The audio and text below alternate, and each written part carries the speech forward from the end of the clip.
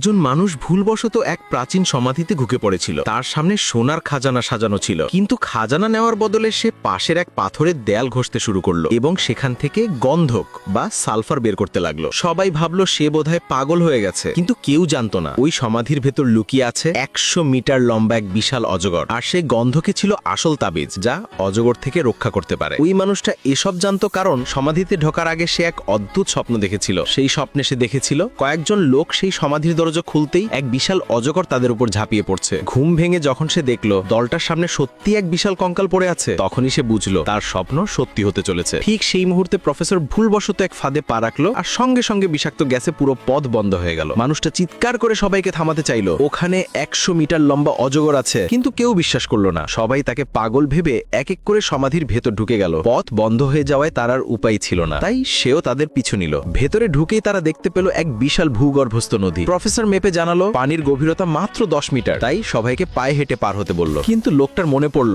আগের অভিযানে যারা নদী পার হতে গিয়েছিল তখন শত শত পিরানহা মাছ বেরিয়ে এসে সবাইকে ছিঁড়ে ফেলেছিল, আর পুরো নদী রক্তে লাল হয়ে গিয়েছিল। সে সবাইকে চিৎকার করে থামিয়ে দিল এবং প্রস্তাব দিল নৌকায় করে পার হও, কিন্তু প্রফেসর তার কথা উপহাস করে উড়িয়ে দিল। পরের মুহূর্তে নদীর নিচ থেকে দৈত্যাকার পিরানহা মাছেরা বেরিয়ে এলো এবং এক অভিযাত্রীর হাত ছিঁড়ে ফেলল। সবাই আতঙ্কে চিৎকার করলো, কিন্তু তারকে ধন্যবাদ দেওয়ার বদলে তাকে প্রফেসরের কাছে ক্ষমা চাইতে বলল। তাদের ধারণা ছিল লোকটার দেরির কারণেই পিরানহাগুলো আকৃষ্ট হয়েছে। রাগে লোকটা গর্জে উঠল। যখন সবাই নদী পার হয়ে গেল তার মনে পড়ল সেই বিশাল অজগরটা ছিল ওপরের কক্ষে। আগের অভিযানে কেউ কালো দরজা খুলেছিল, আর তখন মেঝে রক্তে ভরে গিয়েছিল। তাই এবার সে ঠিক করলো শুধু মাত্র সাদা দরজাটাই খুলবে। কিন্তু ততক্ষণে প্রফেসর দলটাকে কালো দরজার কাছে নিয়ে গেছে। সে সবাইকে বলল খাজানা নিশ্চয়ই এই দরজার পিছনেই আছে। তারা জানতো না উপর থেকে সেই বিশাল অজগর তাদের প্রতিটি পদক্ষেপ দেখছে। প্রফেসর দরজাটা ঠেলে খুলে ফেললো। দরজার ভেতর থেকে সোনালী আলো ঝলসে উঠল। সবাই উল্লাসে চিৎকার করতে করতে ভেতরে ডরে গেল। কিন্তু ঠিক তখনই এক ফোঁটা ঘন তরল কারো কাঁধে পড়ল। তারা ভয়ে মাথা তুলে তাকালো, আর মুহূর্তেই তাদের মুখের রং ফ্যাকাশে হয়ে গেল, কারণ তাদের ঠিক সামনে অন্ধকার থেকে বেরিয়ে এসেছে সেই 100 মিটার লম্বা বিশাল অজগর।